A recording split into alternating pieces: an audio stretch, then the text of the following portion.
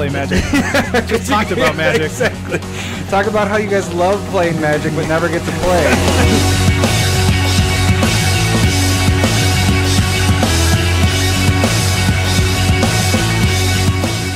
Yeah. Uh-huh. So seductive. I'll take you to the comic shop. I'll let you look at cards till we pop. Go ahead, man, don't you stop. Keep going till they hit the deal on Locust God. Whoa! I'll take you to the comic shop. The man behind the counter say one taste is what I got. I'll have you spending all you got. Keep going till you hit the deal on Gaia's Cradle. Whoa! And I want to do the last part because this part I practiced so much and I can't get it right. No, keep going. This is where I was gonna stop and I was like, no, I gotta get. This is from Jeremy, by the way. Anyways, you could have it your way. How do you want it? You gonna back that toughness up, or should I get the power up on it? Temperature rising. Okay, let's tap things up to the next level. Battlefield jam packed, hot as a tea kettle. Then at the end he has, time to drop that wrath, boy. I don't know that part. All right, okay. So it's Candy Shop, 50 Cent, and Little Kim. Yeah. No, it wasn't Little Kim. Oh, the Brat? No. That's Little Kim. It didn't look like Little Kim. I'm pretty sure I'm always right. So, because Cindy thought it was Little Kim too. She thought it was the Magic Stick, which is Little Kim.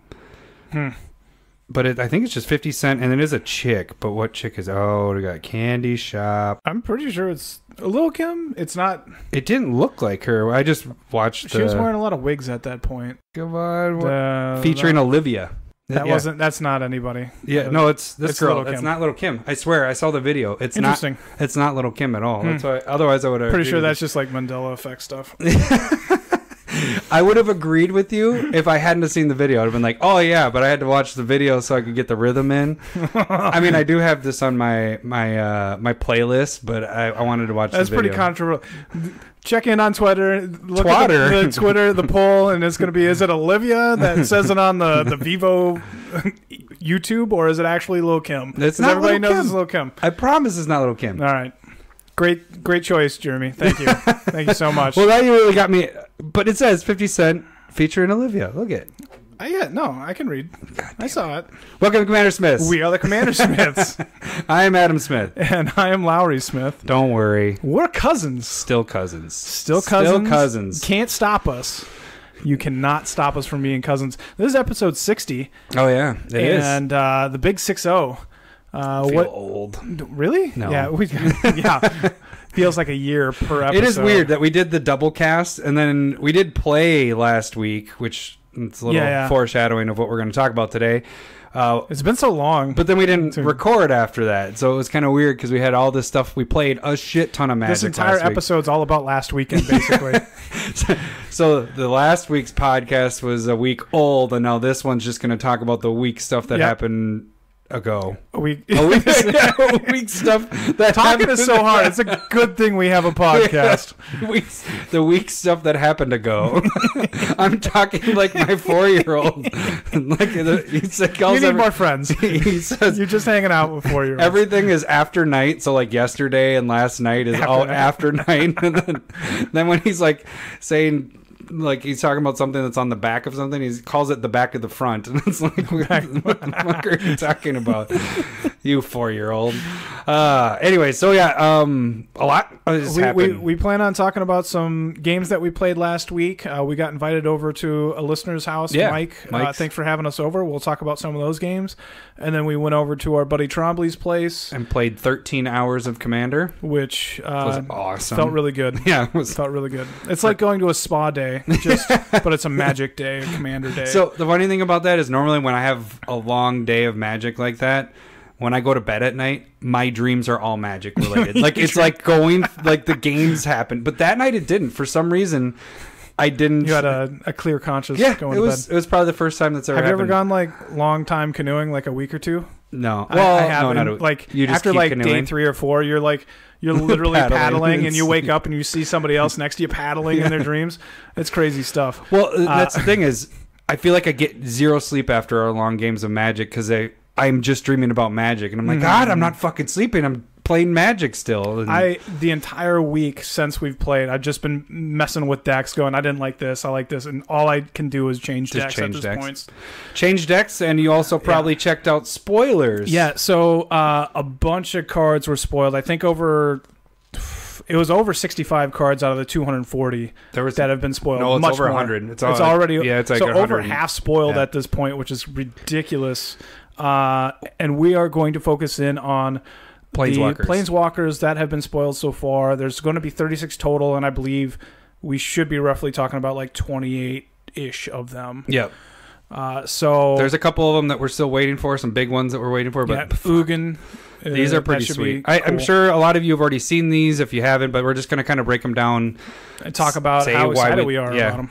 How big of a Smith boner we have. Smith specs of the week at the end of that, and that should tie in a little bit with some of the cards. Yeah, for sure. That are happening. Yeah, then that's kind of the cool thing. Like with spoiler season, that's when I try to have quite a bit of funds sitting in my PayPal account from selling cards and stuff. I try to save up because there's things that happen, and it's like, well, for example, the Wall Commander and Ninjas, that there's a card that makes other cards spike, and there's a couple cards that have already done that with this, especially with the Planeswalkers that have happened, and we'll kind of talk about that as we go here.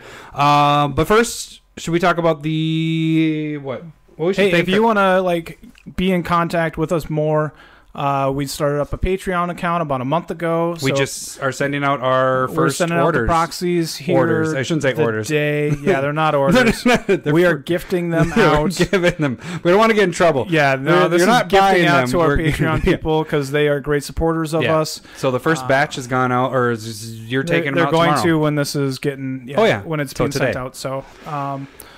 And then we really appreciate any sort of donations that go towards us because that makes our life a little bit easier and makes it easier to do. We do have a new patron that got in on April 1st. So we just didn't count for March Proxies of the month. But Devin Neff, we really want to say thank you so much for being a patron, a new one. So Devin will be able to, at the end of April, choose from any of the Proxies of the week for the month of March. Month of April. It is April now.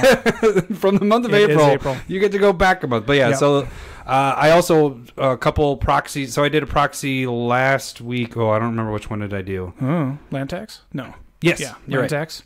Land tax last week, and then I did a bonus one. So sometimes a month we'll have a bonus, couple of them in there. So you potentially have more to choose from than just 4. Yeah, at a minimum you'll have 4. I threw out. I designed 2 of them on Friday just because I was like, I really want a nice gorgeous Sensei's top. Yeah, and that's on Twitter. You can go on Twitter and check that out. Sensei's top and a Lord of the Soul Ring. Get it? No, I got it. I tweeted it, and I just tweeted Lord of the Rings Soul Ring, and I was like, and I sent it out. And then I fucked it up. I was like, damn it, I should have done Lord of the Soul Ring. Yeah. It looks badass. The thing is, with the Soul Ring, we own, what? How many copies do you have? I've been trading mine. Oh, really? Yeah. That's a good idea. I don't need 25 of them. I have 30 to 40 of them. So I always have, even though they're $5 cards, they're in every single one of my decks. Sure, I have like 20. Yeah. I make sure to send them out for $2-3 on CardSphere. Yeah. So, but I do want to put this in a deck because it looks freaking awesome. But yeah, so that's this month. We already have 3, and we're only and that's on Twitter. And then, Patreon, anything there would help. And we want to expand what we're doing. Doing videos. That's going to be tough here up until probably 2020 at this point, but we'll do our best to we'll do box openings, building the house and all that is what you're saying, busy wise. Yeah. We're going to still try to get it in there. We'll try and do stuff. We're going to try no to promises. Get it in there. Yeah, isn't it always a daily struggle trying to get it in? I just gived up so far. I don't know how to speak. What the? I just gived up. Talking's awesome. By the way, we're drinking. I haven't even drank it yet. This is Ska Brewery, Mosca Mule. It's a ginger ale with lime in it. What? It's a 23-year celebration for Ska Brewery. They're out of Durango, Colorado, which is where my sister lives. Oh, sweet! Cheers. Oh, you like that? I like that a lot. Thank God. Here, take mine. Did you grab a different beer just so you could have, you knew you were going to be a dick like that, weren't you? It's easy. I had one last night. I did not enjoy it. So you get two. Did you even drink it? No. I will be drinking a cold pressed porter from Fulton, and I will much more enjoy this. I have no idea what this one tastes like, but I'm looking forward to this. Thank you, Lowry. 6.12% alcohol. Ooh, I like mine a lot. That's really good. 6.4% alcohol. Fulton cold pressed porter. You did a good job there. I got 2 beers. Yay! Speaking of beers, what was the beer? Do you remember the beer that was not sharing with Adam? Omni. From Twitter, I do the not sharing with Adam, and I was going to share this Omni double IPA, but he's a greedy bastard and just kept drinking it. Fad, freaking awesome, delicious, and it was amazing. I had one Wednesday. I'd try and test them out when I'm going to share it with Adam, and then I was like, I want one Thursday and Friday and I guess Saturday. All right, Adam does not get this. It's really you cannot really get good. this. You cannot get this. It was delicious. So I taunt Adam on Twitter with the beers he doesn't get. That basically. Should be your GIF is with Borat. I'm really not. You cannot get this. I could do that. All right. So we do stuff on Twitter. You can follow that. Check out Patreon, and then YouTube is a free way to do support us. If you want to subscribe, watch we'll do there. So we are starting. It's April, so we're doing the drawing of the month. At the end of April, we'll do a drawing from the subscribers. So everybody that's on that list, we will just contact you randomly.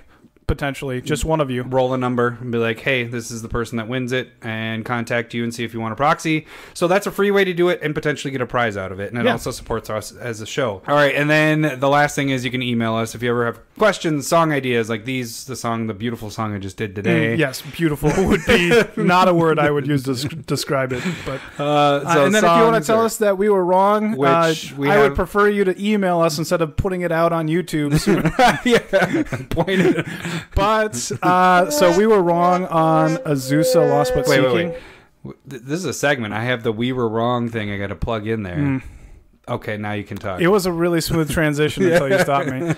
So I had stated that Azusa, you can always just like play a land during one of your main phases and interact. Like if somebody goes to kill it, you can play 2 lands.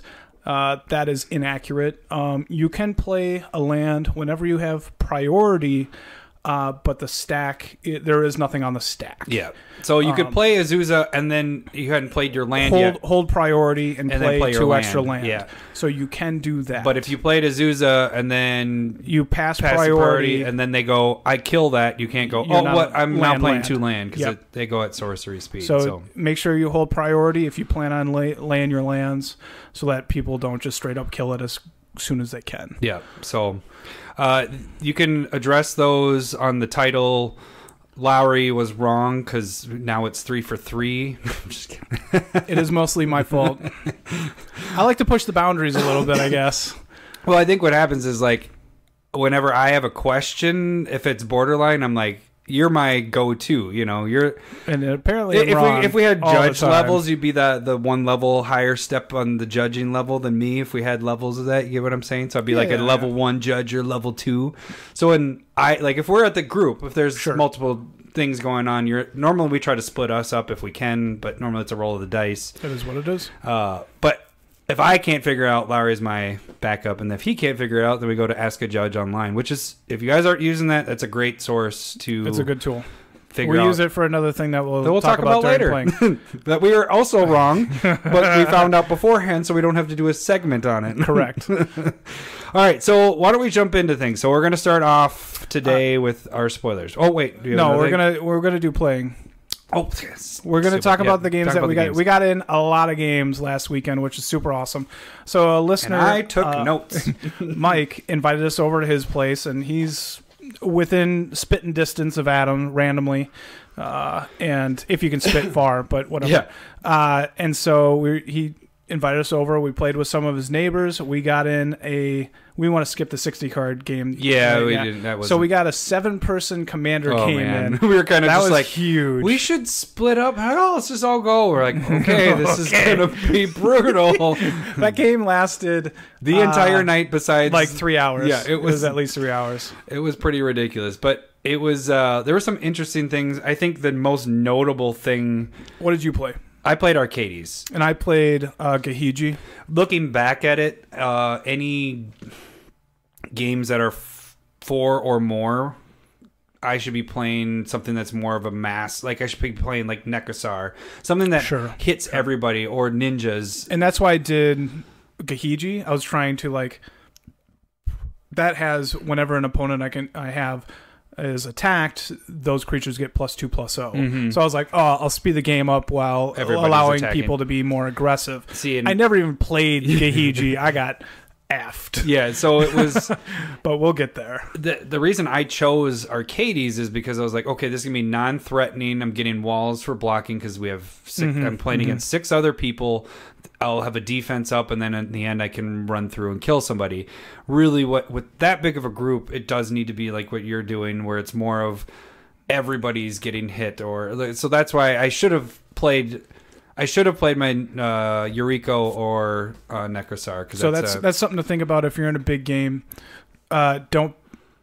Being passive is going to make the game last forever. Yeah. If you're like a control deck, you might not make it because you might not have enough resources to like deal with that either. Yeah. But if you allow everybody to be aggressive and get the game moving, I think that's the best way to choose. Also, don't want to play your most aggressive deck because 6 people against 1, you are going to lose. Also true. Yeah. I think it's more like affect everybody instead of be overwhelming. Yeah. So that's why I think that's the looking difference back. There. Necrosar was my number 1 choice because when I played it at Trombley's the next night, I was like, this was the deck I should have played, because that one, people are drawing cards and you're taking damage, but people are getting extra cards, so people like that. Like moving the game further along.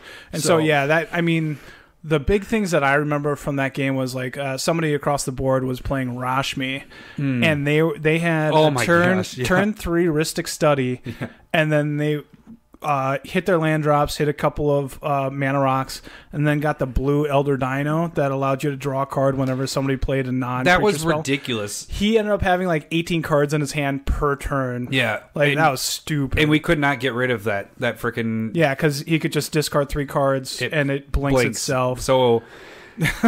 Fast forward, there was an instance where a card that we didn't even know really existed. I hadn't. It's too chaotic for me. Yeah, so I don't really. The Great Aurora. Yeah, it was freaking awesome. It was so cool. The funny thing is, it was Mike who cast it, who invited us over, and I was sitting next to Mike, and there's 7 people talking and all that, and he like throws it out, and I like grabbed it right away, and I was like, oh shit. And everybody's like, what? And he's like, you guys got to read this card. I was like, everybody take your hand, your lands, everything. All the permanents in play and all the cards in your hand get shuffled in, and you draw that many cards, and then you get to put all the land from your hand after drawing into play. It was crazy. And so so much is going on, but I went from I was already land light. Like I had 5 or 6 while others had 9 available mana and stuff like that, because that's what the Great Aurora costs. And I went down to 3 land. Yeah, that sucked for you. And I was just like, I am so effed. And I basically didn't do anything after that. I got the green-white Hualti before the Great Aurora, and I ulted that. And so whenever I had a creature come into play, I got to draw a card. After the Great Aurora, I never played another creature. So you never drew another card. I didn't even think about that. Yeah, I got totally. I forgot that you had the emblem on you, and you didn't. I just got worked. Yeah, so it was perfect timing. I got really. After that, I kind of you were out. I was just scrambling, wasn't paying attention. I ended up being I was the first one dead there too. The too. last one alive, or not last one. The pre-con. Lord Windgrace won not changed at all, won that game. Yeah, it was pretty crazy. Because they drew 29 cards off of the Great Aurora and put 14 land into play. Had a 15, just making these crazy ass tokens, and so it was pretty insane. Yeah, once that happened, they became enemy number 1. Yeah, but we couldn't do anything about it at that point. So, and I have probably 7 to 8 board wipes in that, one-sided board wipes, and I didn't draw a single one, even with from the beginning, and then reshuffling all that stuff back in and redoing it again. I didn't draw a single one of them. Oh, that's true. Yeah, Arcades does have a lot of how did I not do that? But whatever. It It was still fun, but then we switched it after that game, and we played something that we've never played. We've talked about playing. Yeah, Adam number 2 has mentioned about playing it, and we did get a game of Emperor in after that, which was pretty interesting. I liked it. So I did read through the rules, and we were a little wrong in playing that game, and so we were. Yeah, just I thought a little bit. Okay, well, I did. I went on into it. Yeah, okay. So there was one thing that we missed. So basically, there are the way we played it. We had 3 people per team, so 6 total in the game. Emperors are in the middle, and they have what is called influence of 2, so they can affect the lieutenants. And so, like, that person or your teammate, people. And then the opponent's side person. Yeah. The side piece. And and so they were able to affect those 2. The lieutenants only had a influence of 1. So they could either help their emperor or affect who they're basically kind of going against. And so if you wrath the board, you're only affecting your emperor and the guy across from you, who's basically your other lieutenant. Or, you know, if the emperor wrath the board, it would affect everybody them. But the other emperor. Yep. And so it was a pretty interesting way to go about it. Where did we go wrong with it? The thought was the emperor was able to hand off creatures if they cast them, and it's a slight rule. So like we had played it where the emperor just cast a spell like a creature and gave it to me, to whereas it's a tap ability at sorcery speed for any creature. So if I had a creature, I could tap it at sorcery speed and give it to the emperor or the other lieutenant. So anybody on your team. Oh, that could have. So that's a slight difference. Changed a little, not really changed much, I guess. Yeah, I mean, for me, I played Gahiji again because I was like, well, this deck can be really fast, and I played Yuriko. Yeah, and I just kind of steamrolled the guy across from me, and then I dealt the emperor the next turn like 60 some damage. Oh, I knew you hit him twice. Because that's what I wrote in my notes, is that you hit him the first time for half his life. So 10. Yeah. And then I killed my guy that I was going against with Yuriko. I wasn't even paying attention to you. Yeah. And that's the other thing that you don't really, like... Yeah, well, I knew what you were going on. I just couldn't stop you. And so there was nothing I could do. But we screwed up. We were on the other team anyway, yeah. But so I was just one turn behind you from wipe. And the thing is your emperor kept taking my evasive creatures away, so because it made me drop Mike was 2 turns my back. emperor, and he just had a bunch of pingers, which deals with the Yuriko evasion perfectly. It was pretty sweet. So mine just kept getting killed, and so it took me I was just 2 turns behind you because I lost my creatures to get evasiveness and kill them. And then actually Mike and I had a misplay because Mike was my emperor. Mike was yours? Yeah, Mike was Who was mine? You had the guy that you were helping with the deck. Ben? Yeah. Okay. So he was yours, and Mike was on my team. Yeah. You're right. But we had a misplay where was it? And Magic's a difficult game, people. Yeah. And so misplays do happen. He had an assist card, which was play of the game. Okay, yeah. So we misplayed. I knew he had it because he showed me at the very beginning of the game. And then I didn't even think about it because you're focused on your hand and everything. And then when it came down to, okay, Lowry's going to kill you next turn. How do we keep you alive? And I was like, oh, wait, don't you have that one card? And he's like, oh, yeah, this? Well, I was all tapped out. You were tapped out, and he was 1 mana short. Yeah, so that would have board wiped. So that would have saved us until somebody ramped. But play of the game removes or exiles all non-land permanents. Yeah, so that would have started things over a little bit. But then Yuriko, I already had my guy dead, so it could have been different. I didn't pay attention. That's the thing about those games. Yeah, you're not used to focusing, like having to look at what other people are doing on your team, and so it's an interesting way of playing. Yeah, it was. I'd be definitely open to playing that way again. Yeah, trying it up. And we all had 20 life. 20 life, except for the Emperor had 40. Did they? Yeah. Okay. That's what I said. The first turn you swung in for 20, and you said you were 1 land short to be able to do like 50 that turn, and then the next turn I did. Then you did do it. Yeah. So that's how that game ended. So we only played 2 games. We played that one 7-person game. Understand that 7-person games take forever. Yeah, and that's why we typically split when we get 7. Like if we get 5, we normally A 3. Well, 5 will play. 5 will push it, yeah. But 6 for sure. We'll split 3 and 3. And if we have 7, 4 and 3, which we did do the first games at Trombley. So then the next night, or next day, we went over to Trombley's place, and there was 7 of us to start off. At one point, we had quite a few people there. Yeah. But we split into 4 and a 3-person game. I was on the 3-person, you were on the 4. What are you trying to count? I think at 9 or 10. Is that what it was? Yeah, total. So we got a lot of games in for that. That was so much fun. I mean, we got to play a ton of the commanders that we talk about on this podcast. I got to play every single one of them that I built over the last year from the podcast over that weekend. I did not. I didn't play Arcades again on Trombley's night, but I played Eureka. The first game that we were playing, though, like, it was me, Trombley, and Ryan and maybe Zach, and then it was me. But that game lasted. It wasn't you played Zach, it was Mike. Yeah, that game you guys played 3 or 4 games within our games. One game. So, but then our third game took forever. Remember, because then you guys had to wait for us. But how'd your first game go? Why don't you? Because I don't know. Games. I don't remember them in order. I just remember what I did with the certain decks. So. Okay. So with my 3 games, I remember 2 of them. I know I won 2 out of the 3. I played Tesa was the 3rd game, and that's what Jeremy won. He was playing Brago. Okay. And I almost stole the win from him. And I was going to feel bad because he has that deck fine tuned pretty well, and I stole the win from him the last time we played, and he was playing Brago.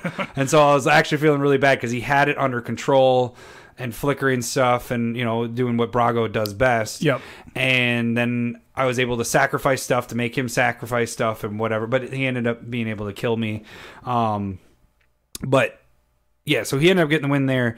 The one deck that was really fun was freaking Zender Split and Okun is insane. The coin flipping partners from Battle Bond last year. I love that deck a lot. Like it's cool because they're different. Like, yeah, they're both with coin flipping, but like I had to choose, and it depends on your situation. If you're in the driver's seat, no one has creatures out, you'd be aggressive with you go with Okun. When you're needing to draw cards, which is what happened in this, I'd say 9 times out of 10, Okun comes out first for me, because normally I get it out early because I have a lot of mono rocks or whatever. I end up getting them out on turn 5, and I want to kill somebody by the next turn. Well, I needed to draw, so I actually did Zender Split first, and I didn't hit a fucking coin flip for 4 turns. Nothing ended up in my favor. I even had Monocrypt out from turn 1, and it was burning me every single time. Except I think the first 5 turns, it burned me 4 out of the 5 times. Yeah, it was pretty brutal. Not the luckiest. But then Okun. Let's see, how did I have this? I had Monocrypt. Okay. So then I got Okun out. He survived because I protected him. I think I had Greaves or something on him. And then I swung in with 2 attack phases. So the first attack phase, I swung in and killed Tom for 24. And then the next one, I swung in and killed... I was able to wipe all their board out, bounce everything, and kill everything. And then swung in at Jeremy at 48 with Okun damage. Okay. Yeah. So Okun gets big. Yeah. And the unblockable stuff is nice too. Like, that's a lot of that deck, is I make him unblockable and then I'm just flipping coins, which really it's rolling dice because of ever since Adam number 2's place. And we've talked about it before, but I downloaded the coin flip app, and I was like, this is the first time I'm testing this out, guys. And so like, I got like 10 in a row. I just multiple times in a row. I won by turn. I killed the first person the first time I got Okun out. Then I killed the next person the next turn, and then the next person the next turn, because I won so many freaking flips in a row. It was pretty insane. But then I was like, okay, I'm not going to use this app anymore because it seems like it likes tails a lot. So I've been going with odd and even dice. So do you remember? You don't remember your first game, the one that took forever with everybody? I think I was playing Lycia. And that sounds makes about sense. right, because I never saw that. And so that was the Trombley was playing Sliver Hive Lord, which makes everything. That is what all his slivers indestructible. Because Tom was playing the same thing. Mike was playing Gaddock Teague, and Ryan was playing Atraxa, and so which was like a poison planeswalker style Atraxa deck, and so It was kind of nice because the Gaddock Teague was keeping the Hive Lord indestructible board wipes from happening. Mm-hmm. And so it allowed people to build boards and kind of interact. We had enough exile effects to get rid of Sliver Hive Lord enough, which was nice.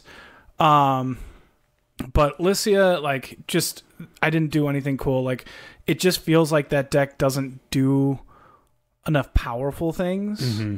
And that's the bounty one? No. That's the one where you pay 5 life to put 3/1 counters on it. It has first strike and lifelink. And so that's the deck where I'm trying to pay life for cool effects and gain enough life and like have a good balance. And I think I haven't found the balance, or it's not really popular Commander, probably for that reason, that like you're just not doing enough. It's not actually that powerful. So, do you remember who won that game? Not me. So you stopped caring. I didn't win. Yeah, I think. It doesn't matter. It doesn't matter. I think Trombley ended up winning. Trombley or Ryan. With slivers. Yeah. Basically there's a couple decks I wanted to talk about for that night. I basically only talk about the ones I won. So Necrosar won, which was a pretty fun one. It was how I won. It wasn't because Necrosar is out. I actually killed my Necrosar after I've done a ton of damage, and is it Decree of Pain? No, it's the one. What's the one where when you, at the beginning of each opponent's main phase, they count how many cards in their hand, they take that much damage. That's the Black Enchantment. Yeah. I don't know that one very well. So I had that out. That was damaging people. I had Necrosar out, and then finally somebody wiped that and wiped Necrosar. Then I played the guy that is, if you have a red permanent out, every time an opponent draws a card, they take a damage. That got killed. And then I had the Fate Unraveler out, and I played, my first attempt at winning the game, my hand size was as big as I wanted it. I was trying to do a wheel effect. It was the Windfall. No, the Windfall is when I won. Oh, okay. It's the one with the cipher. Isn't that the same? Oh, Whispering Madness. Yeah. So I tried to play that, got countered. Fucking counters, guys. But it would have won the game there. And then the next turn around, I had Windfall. He was all tapped out, and I was like, "Hey guys, I have 33 cards in my hand, and you guys are at 20 something." I was everybody like, drew 33 cards and died. So it was fun. I was like, I love Necrosar every time I play that. Played Yuriko. Well, that was interesting with us. Yuriko, wasn't it? What did we decide that was that the one I was playing Ramos? Yeah. Okay. Yeah. So Yuriko. Again, yeah. You didn't win. You got. No, it just didn't work. It didn't work. So for Ramos was pretty cool. Like Ramos, whenever you play a spell, you get to add a 1/1 counter onto Ramos for as many colors as that spell was. And so I had Ramos up to like an 11/11 and was dealing some big stuff, but I ran out of cards in hand. And then I believe Zach, who was playing Atraxa, played Merciless Eviction, exiled all creatures. There was double Atraxa out there. Yeah. Ryan was playing Atraxa as well. And so, but like, then once Merciless Eviction happened, what I did was I removed 5 counters from Ramos, played Memory Plunder, which allowed me to recast Merciless Eviction, and exiled all artifacts. I had no more cards in hand, and I basically stopped playing the game. So that, and like I just wiped a ton of the stuff, and I couldn't recover from that. Yeah, I ended up killing myself to poison. The poison Atraxa, which was Zach, I ended up killing him with Yuriko by being able to set the top and doing whatever amount of damage. The other Atraxa was still proliferating and putting poison counters on all of us. So I had to get rid of one because we were... Oh, that was the other part. You fuckers made a goddamn deal at the very first turn of the damn game. That's a different game. Wasn't it that game? Nope. Oh, it was when he was just by himself? That's the game I won. Yeah, is it? Kimano. Yeah. We'll talk about that next. Yeah, we'll talk about that next. Fuckers. And so you killed yourself to poison. Yeah, I had 9 poison counters, and then I had one of my ninjas I was able to take something, or I had a way to proliferate. I don't remember how. I stole something from somebody, and I was like, well, it's going to be your turn, and then you're going to proliferate and kill me. So fuck you, I proliferate and kill myself. But yeah, salty killed yourself. Yeah, all right, totally did. But the next one, so I actually don't have a problem with poison if you can make a deal. Yeah, Laurie did it right away. It was so bullshit. So I had the curse of the green curse from the latest one. So whenever you or an opponent attacks whoever's cursed, you and that opponent get to untap all of your non-land permanents. With Cumena, that allows you to like retap to draw cards or put 1/1 counters on it for as many merfolk as you can possibly do it. And the poison Atraxa, I was like, I'm going to curse you. And he's like, no. How about you don't do that? Back that up. No, that's not how it's I was going to choose you, No. and then somebody pointed out poison. I was like, okay, I'm going to choose you. I pointed out poison. Yeah, and then I was like, I'm probably going to choose you. And he's like, you struck the deal. You said, hey, as long as you don't proliferate on that's me. all he didn't do it. You did. He could not do... Well, I offered it up, but he said, what could I do to not have this happen? You were like... And I was just like, poison. he can hit me with... or attack me with creatures with poison. He just couldn't proliferate with Atraxa or just the poison encounters on me. And I was perfectly fine with that. Son of a bitch. And so turn one. it was turn 2. Oh, sorry. Because it's a green and a colorless enchantment. And so Adam bounced it like 4 times, and I kept on doing it on you. We know that mana doesn't really matter because by our last game, turn 1, you know what I'm saying? By each of us, what we had at turn 1. But anyways. So Cumena, I did end up winning that game because everybody was playing islands. And I had one that gave my merfolks Island Walk, and I was just getting through. Mm-hmm. It was nobody could stop me. It was pretty sweet. I don't remember what deck I was playing there. I think you were playing Niv Mizzet. Oh yeah, that was Niv Mizzet. Yeah. Okay, so, that's one of my losses. I have Niv Mizzet, Atraxa. Yeah. Or no, Sharoom. That was actually a really cool game. I forgot that ending part. So Sharoom had Platinum Angel. And that's right. Couldn't win the game or couldn't lose the game, and we couldn't win the game. And nobody had anything to get rid of it. And so, but I had Galena, which we talked about in the Legends Slaughter on Site section of, and so he has Platinum Angel. He's already up to like 12 or 13 poison, but he can't lose. And what he ends up doing is casting the 6 mana Sorin that like goes off the top and like deals damage to everybody, and you draw it or minus it to deal damage and gain life. So he plays that and goes off the top. I'm at like 3 life, and he draws a land, and it dealt 0 damage to everybody. That's right, I was like, whoo! And so then what I do with Galena is I steal Sorin, and then I deal damage to Platinum Angel to kill it. And then he dies immediately. I lose Sorin, and then I attacked out and won the game, basically. Yeah, that's right. I forgot about that. I was just like, I'm going to steal that. He's like, what? I was like, Planeswalkers are legendary. I get to do this with Galena now. And he's like, no. Yeah, that was pretty brutal. Then, we're not going necessarily in order, but then I had... Do you have any other games? I had Brutaclad. That was another one with me and you in there. We could talk about Brutaclad again. So you were Brutaclad. I was Kraven Regna.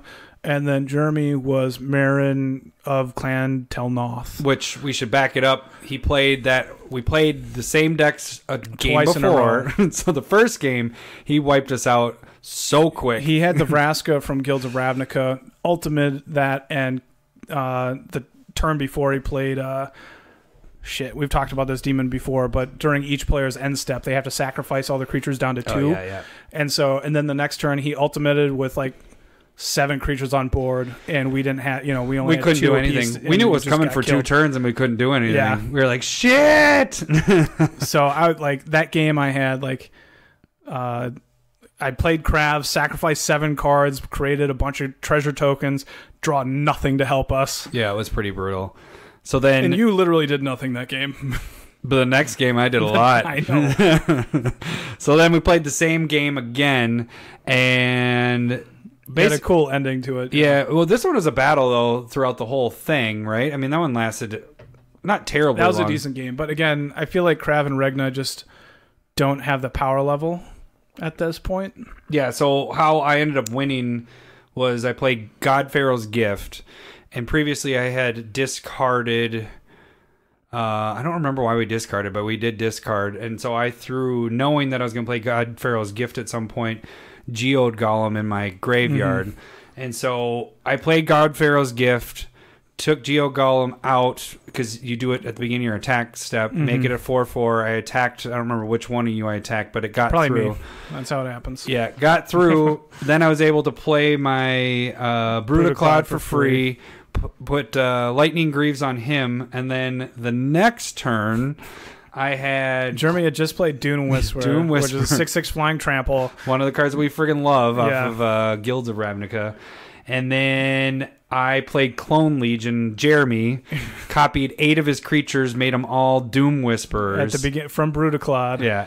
So then I had 26/6 flying trample, because I also had 2 Jace Castaways that were tokens because they flipped. So all these fucking tokens. That game ended pretty quick, abruptly. Yeah, it was. That was a fun one. And again, Kraven Regna just didn't do enough. So I have played with that one. I've changed Ramos a lot.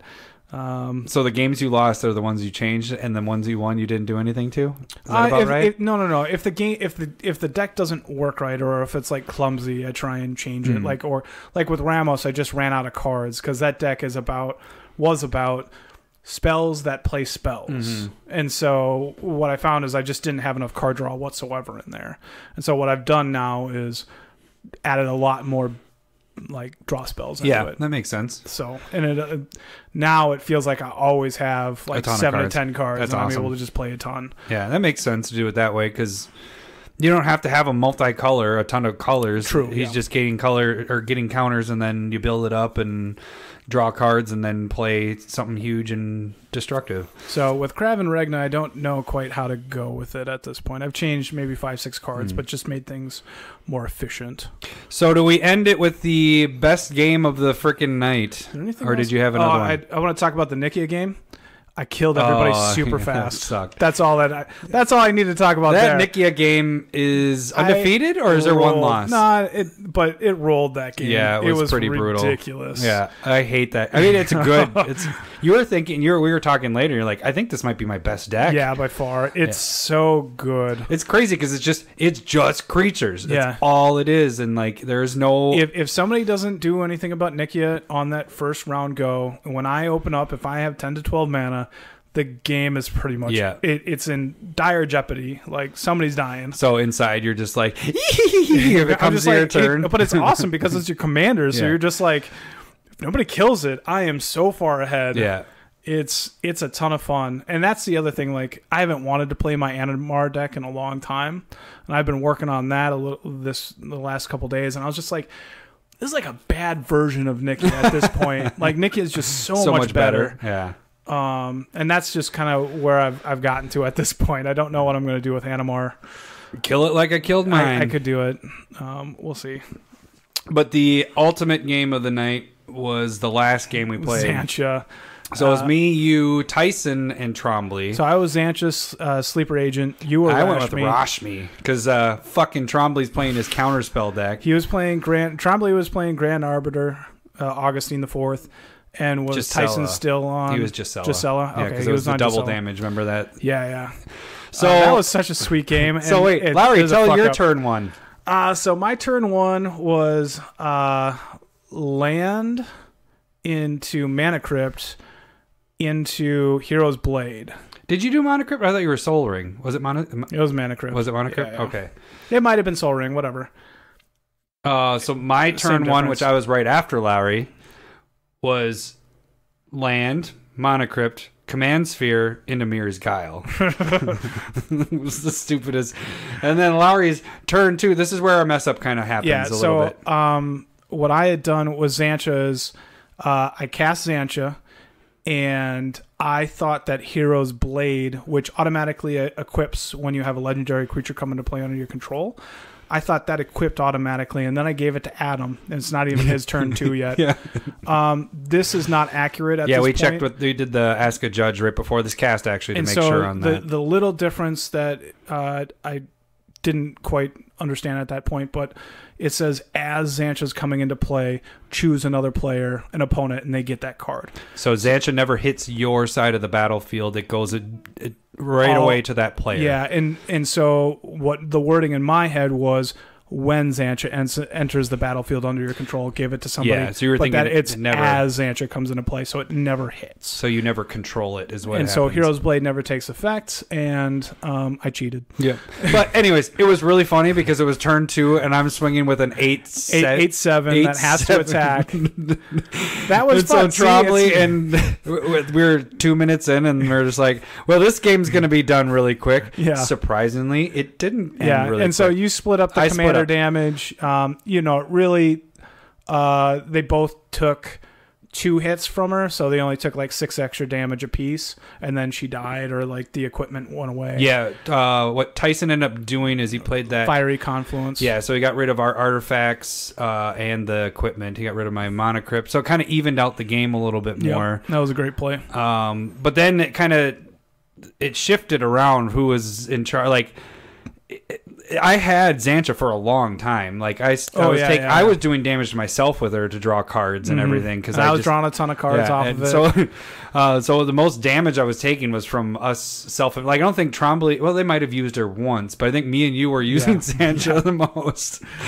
And I had to attack with her every turn, so it was it was pretty crazy. And then Trombley started getting going. So there was a battle going on with you and him, because Lowry was pretty much in control. I had, put target creature on the top or the bottom of the library, each attacking creature is Aether Spouts or something like that. So that's waiting the in my point hand. That really effed me. Yeah. And so like, there was a lot that happened there, but like this was basically, for a lot of the game. Well, I was just saying that was in my hand at the whole time, so you knew you were going to fuck me over. Well, I knew it was going to be Lowry, because Lowry at that point had control, but Trombley was slowly gaining, getting back. He's a counter spell deck. He's meant to fuck with us, and so he started to get more control. But the cool thing that happened was that one where he went to search your library. Oh, yeah. But before that, so the cool thing about Xantcha is, like, everything that I had going was working. Like, I had the Oppression enchantment that whenever somebody casts a spell, they had to discard a card. And I also had... Yeah, it was getting brutal. Waste Not. I had Waste Not, so I was gaining advantages off of that. And then I also had Painful Quandary, which either they discarded a card or paid 5 life whenever they cast a spell. And I had paid a lot of life from Xantcha, and Lowry has paid a lot of my life from Xantcha. So I was down low pretty much. And so like everybody was like, fuck, I don't want to cast cards and discard cards. I don't want to pay the 5 life. And so that really was setting me into control. But then, so what Trombley did was he cast... Turn to Dust, or Return to Dust. But so it exiled my 2 enchantments that made people discard. Yep. And so that really hurt me. And then Trombley went to cast Bribery, which is go search through my library and take a creature out of it. And what I ended up doing was casting the Red Wizard that copies a sorcery or an instant. And so I copied his, and I looked through his library, and he was like, fuck, I tapped the wrong mana, because he could have counterspelled it. And he could have played Urim's Chant, which didn't allow somebody to play a spell. And he's like, fuck, I knew I should have done something with this. And and so I got a Chroma, and he got it was a trample guy, wasn't it? 5/5 trample. Whenever it's targeted, you discard a card. It's an Eldrazi. Yeah, that's right. Yeah. I can't quite remember it. It's out of your deck. Yeah. Well, it's okay. Yeah. So that's what you call a shitty card in your deck. It's okay. Instantly, what he did was he bounces my Chroma back to his hand. Yeah, that's right. And then I had to attack. Because Tyson had played Famiko that's right low so I had to attack, but Gisella's in play because Trombley had stolen Gisela, and so I was like, okay, I can kill Tyson and I can bring Adam down to 1, and I was dealing like 22 life. And this was my turn. Now, once Trombley said go, it was my turn. And Gisela was out at that point. And Gisela was out, so I was going to be able to double damage. Oh, wait. But right at my upkeep. Didn't Trombley steal Gisela too? Yeah. That's why you're coming at me and Tyson. Giselle, yeah, he stole it from Tyson. And so, right on my upkeep, Trombley casts Urim's Chant, so I cannot play spells that turn. Xantcha had already died, and I was like, fuck. And then I had to attack, and you were going to down 1, and that's where Aether Spells came into play. Nope, I can't get that low. So it returned all my creatures to the top or bottom, which really fucked me. Do you know what my plan was that turn? I was going to have 27 mana. I was going to be able to kill Tyson, put you to 1, give Xantcha over to Trombley, and have enough mana to kill him. Oh, you're gonna just... And you were going to be at 1. And that turn was I couldn't cast because I had Naheb in play. So for each damage that was dealt, I'd get a red mana. He was my biggest concern. Yeah, it was so awesome. And so I being able to hit spells, me with that. Then you got rid of all of my creatures. I had no board, no hand. I was like, I am done. Yeah. Shit. And I was basically effectively out of the game. Well, so then point. Tyson die. How did Tyson? Did he die? I think you killed him. You killed him and basically me in a turn or two. Oh yeah, I had to kill Tyson to get rid of Gisela because I was going to die from Trombley. And then it was Trombley's turn, and it's my Rashmi deck. This is the deck that it's a high win percentage, and it plays all my stuff is playing on other turns.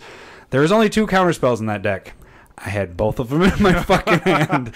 Well, actually, I should back it up. One of the times I went to go search for any artifact was to go get Paradox Engine. Mm-hmm. So that's actually kind of the game winner in this because I played Paradox Engine, and then I think I was able to play a spell and I got everything untapped. Yeah, because I had that deck's full of mono rocks. Like I think I had 5 or 6 of them going at once. Yeah, you were creating 8 mana every time you tapped it. You had Mana Vault and a couple other 3 mana rocks. The crazy thing, and we all know freaking Paradox Engine is awesome, but you don't realize it until you're playing it. It's cast, so it doesn't matter if your shit gets countered because you're going to untap all your stuff with that. So that's what ended up happening is...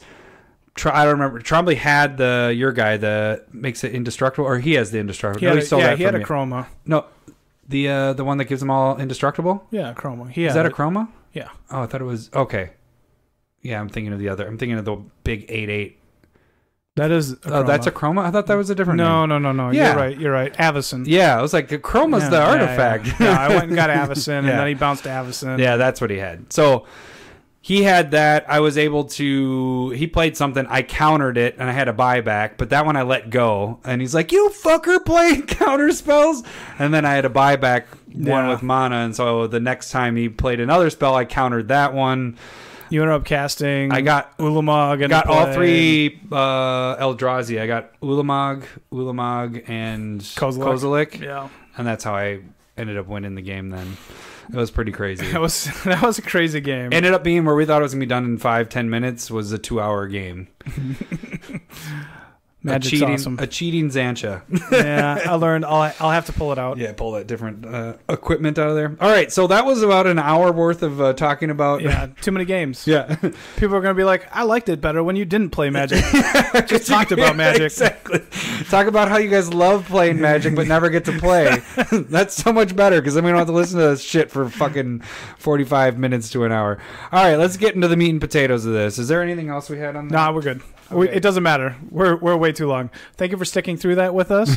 We enjoyed talking about it. We hope that you enjoyed listening to it. And if you don't know by now, each of our episode details has on there. If you ever want to skip a section, which we want you to listen to every section because we say funny stuff. But you can click there if you ever just wanted to jump ahead to go to spoilers or whatever. Something sounds interesting. So right now we're going to talk about spoilers. We're only going to focus on a bunch of the Planeswalkers that have been spoiled at this point. Ready, go. Well, do we want to talk about the trailer at all? The trailer was really cool. I don't know if we have enough time. Yeah. It was pretty sweet.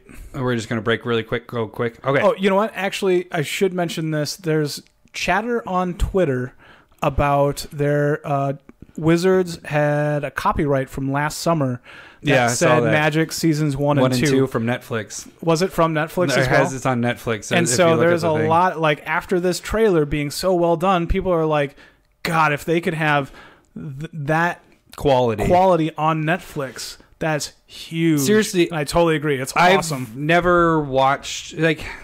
We have the... We're nerds. We know that, right? Twitter. We like Magic. We're nerdy. It's fine. But I don't watch the videos very often, and when I do, it's not like anything. They're not nearly this good. No, that gave me, and I like tweeted it out. I was like, that just gave me fucking goosebumps. This was the most watched video that Wizards has ever put out within 4 hours of putting it out. Time out on that though. If you listen to Fast Finance from last week, they might have paid for a lot of that. So they broke it down. This was so much better quality. You'll have to. It's interesting, but because it's still demolished anything. It would have blown it out. But it's at like 9 million, and no Magic video has been that high for views. Sure. And it had, like you said, within hours, it was like 4 million views. Yeah. And like, I guess what they were doing was comparing like the Avengers trailer and kind of doing the percentages of like comments and stuff like that. Mm-hmm. There's like a huge percentage less comments on this video compared to the amount of views it should like have. It should have a lot more. Like if you do a normal video of something like that, but still, it would have broken the records anyways. But the thing is like. There's some, especially with so the numbers are off a bit, but it's still the best video that they've ever put out by far. That music with it too, and like just man, it's freaking sweet. But it kind of leads us into what the fuck's gonna happen here. Yeah, that'd be cool if we got an animated series off of that quality. So let's start it off. What do you want to start this one, or you want me to read it? Okay, so one of the first ones that is actually probably going to be they are doing Mythic Edition again with this one. Of course, they're finishing off this whole block with Mythic Edition, and this is the first one that they're saying is actually going to be in there. But it's the new Gideon Blackblade. It's 2 white and a colorless. And now the cool thing about these Planeswalkers is they have static abilities, which is freaking sweet. And then kind of just a really quick summary of everything. Mythics have your normal 3 abilities, or 4, I think. With a static ability. It'd be 3 with a static ability. Your rares have a 2 with a static, and your uncommons, we have uncommon Planeswalkers, 1 with a static ability. And most of those Planeswalkers can't kill themselves. I don't think any of them so far that we've seen, we'll go through it here. But I think the loyalty, when they're going down the minuses, they always have just 1 left. Just end up with 1. Yeah. So if they get hit, they die. Yeah, so Gideon Blackblade, as long as it's your turn, Gideon Blackblade, this is the static part, is a 4/4 human soldier creature with indestructible and still is a planeswalker. Its +1 is up to 1 target creature you control gains your choice of vigilance, lifelink, indestructible until end of turn. Its -6 is target non-land or exile target non-land permanent. So this one only has the 2 abilities, but it's part of the. It's going to be part of the Mythic Edition. It looks like this would be a rare spot, yeah. And so this being. I like that it just is a 4/4 creature, and then you have the abilities, and exiling target non-land permanent is huge for 3 mana right off the bat. A 3-drop 4/4 indestructible is pretty damn good. Yeah. I mean, it can't block because it won't be there if it's on. It has to be your turn. Because it's only on your turn. So the next one. Okay, so this one's pretty cool. So this is uncommon. It is the Wanderer. 3 colorless and a white. It's a legendary planeswalker, but we don't have a walker type. Ugin-ish? Have you seen the comparisons? I don't agree with that one. You don't agree with that one? Okay. No. So the static ability is prevent all non-combat damage that would be dealt to you and other permanents you control. Starts out with 5 loyalty, and you can -2 it. Exile target creature with power 4 or greater. That's pretty strong right there. That's pretty strong. Yeah, 4-drop uncommon planeswalker. So kind of what we were mentioning there, a lot of planeswalkers have the subtype of what, Jace, it's legendary planeswalker Jace. This one's the Wanderer just legendary. Doesn't have that subtype. And so it's kind of like, who is it? What, and so you're talking, some people were comparing the art to Ugin. But we're going to get an Ugin. This isn't saying this is Ugin. We're already getting an Ugin planeswalker that's going to happen in this set. We don't have that information right now. There's got to be something with her. There's not going to be. So they're hiding something about it. Because they're not just going to throw in something. The one planeswalker that doesn't have a. Yeah. But yeah, so face is covered. It has the samurai hat thingy. Yeah. Whatever. Yeah. No, it's the Raiden hat. Yeah. Actually, that's more of what it is. Yeah. What do you think of the uncommon, though? I love that they're doing the uncommon stuff. Yeah, preventing the non-combat damage. Like, and it's very similar to, like, Tajik. Exile spells, kind of, in a way, built in. Yep. I mean, that's You get that effect on a 4 mana instant. Yeah. And so this, you can do it twice and preventing damage, non-combat damage to everything you control. So you could play this and Blasphemous Act and all your stuff lives. Yeah. Like, that feels pretty powerful. So the next one is Teo the Shield Mage. This is 2 and a white. Its static ability is you have hexproof. He has 5 loyalty. You can -2, so this is going in my Arcades I was going to ask you, it's going in Create Arcades. an 0/3 white wall creature token with Defender. So yeah, this will probably jump in there as my only Planeswalker in that deck. So you can do this twice. There'll be 1 left over. You'll have hexproof for 3 mana. It's really quite cheap. Yeah, and then draw 2 cards off of it, because if I have my Arcades out, then you get the draw off of it. So pretty interesting. It's not one of the strongest one, but I like the hexproof. This will probably be used a little bit more in other formats. And being 3 mana is really decent. Then we go into our only blue one at the time, the only single blue one. Yeah, so Jace, Laboratory Maniac. Just kidding. Jace, Welder of Mysteries. I have 1 beef colorless, with this card, by blue, the way. blue. What? I have beef with this card in a second. Sure, we'll go over it. So this is Jace. It starts with 4 loyalty. If you would draw a card while your library has no cards in it, you win the game instead. That's the static ability. Mm-hmm. So Laboratory Maniac, essentially. +1, target player puts the top 2 cards of their library into the graveyard, draw a card. And then -8, draw 7 cards. Then if your library has no cards in it, you win the game. Why did they have that sentence? It's very redundant. I think they have that same problem with Samut, but it's so that if you are killing Jace and the static ability would be gone, you still win the game. So if you're drawing, you're saying if you draw the 7, if you -8 it, Jace is going away. Okay. And you got out. That makes more sense. I've had beef with this and no one said anything. I'm like, God, why are they repeating it? Because it's there, and so they're just making sure that ability. Yeah. So if you're drawing out your deck, you win the game. Okay. That makes more sense, because I was just like, why are you reprinting that name or that sentence? It doesn't make sense. Flavor wise, I don't like this card here in this set. Mm-hmm. Jace, lore wise, is the living guild pack on Ravnica. And so I feel like it should be something different than Laboratory Maniac, which was reprinted in Ultimate Masters, Uncommon. It's a cool card. Don't get me wrong. Could have done it somewhere else. And so I just would have liked it if it was helping like guilds and bringing them together, maybe more flavor-wise within the card. Well, he's dying, so... No, we don't know that. We don't know who's dying. Everybody's dying. That's my theory. That's your theory? That's my theory. I don't know. We can get into it a little later. I don't care. This is gonna be a long episode. Like I don't care. This is just gonna be a long one. It is gonna be a long one. We've missed a week. It's already over an hour. We're gonna be long. We're fucked. Whoops. I didn't mean to click on her. What do we do? We're looking at nothing on the computer screen now. So the next one is Lily. So this is a mythic Liliana Dreadhorde General. Yeah, good point. This is 4 and 2 black, 6 loyalty. And now this is going to my Tesa deck.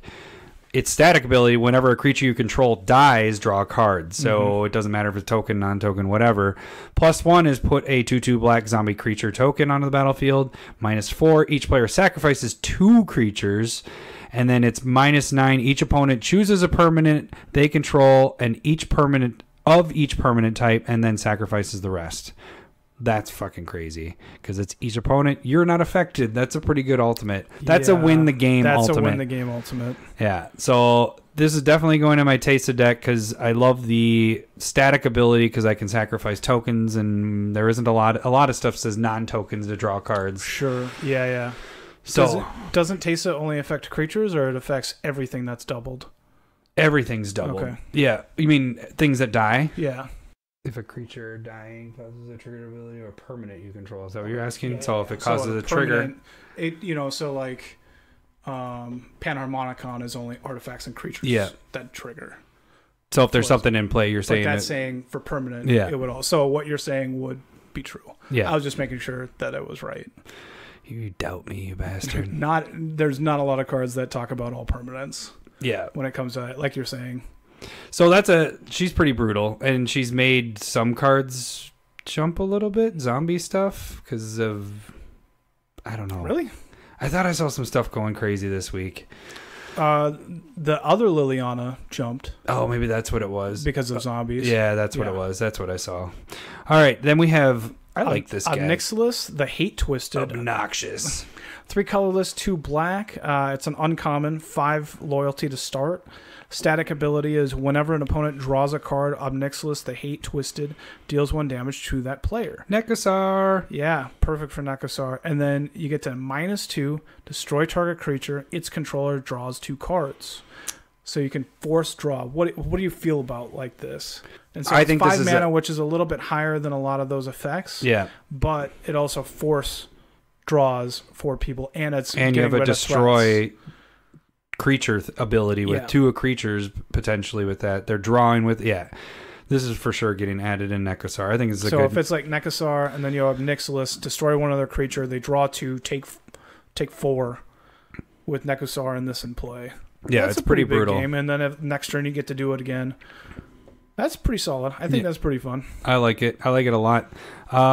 Then we have... Oh, man, I can't even read it. Davriel, Rogue, Shadow Mage. Yeah, that was blocked. Like, this smoke stuff is covered there. Yeah, I'm like, I can't see it. So the character is, like, putting, like, his shadow ability out, and it's actually, like, covering his name. In my angle, I could not see it. And it's over... Yeah, it's super weird. And that is legitly there for some reason. Yeah, so this is uncommon. He has 2 and a black to come out. 3 loyalty. His static ability is at the beginning of each opponent's upkeep. If that player has 1 or fewer cards in their hand, it deals 2 damage to them. -1 target player discards a card. So we're getting our Black Vice and the Rack. Remember all those cards? Those were used to be like the beaters of back in the day. I love those cards.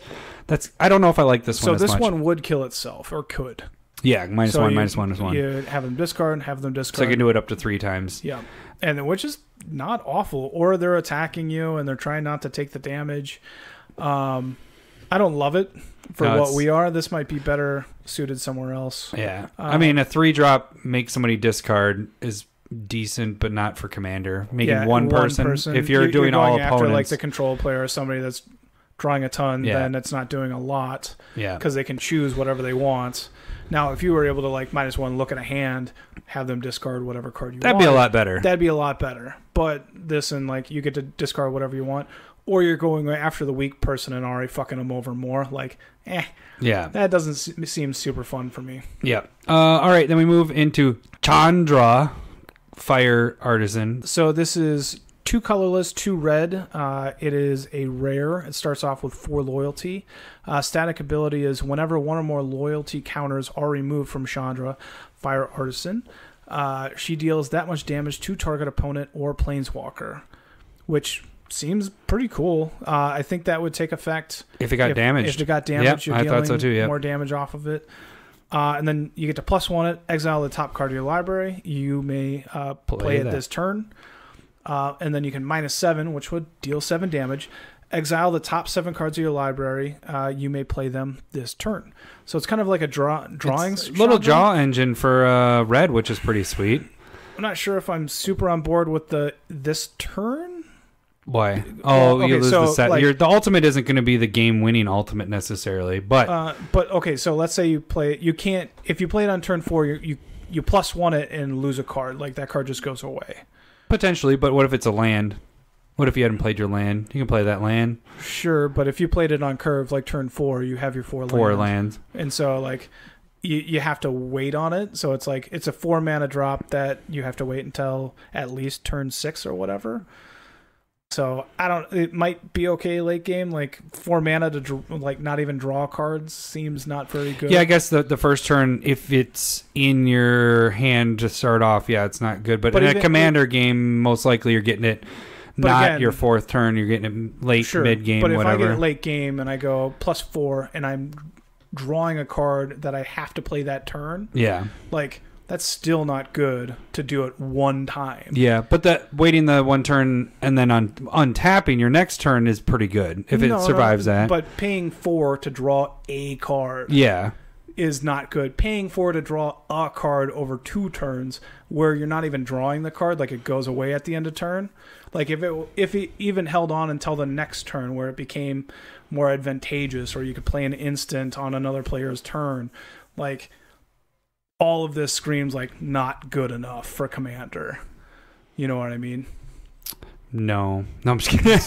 It's just, and maybe it's good enough in red, but I'd much rather have the enchantments that have, like, you could Outpost Siege or something whenever you're just at the beginning of your upkeep, you get to remove a card. I'd much rather have that because it's harder to remove. But I think it's just adding another draw thing for red a little bit in a way. Yeah, it might just add to the mass that they're getting. Yeah. But at this point, it does not look very good in Commander for me. Yeah.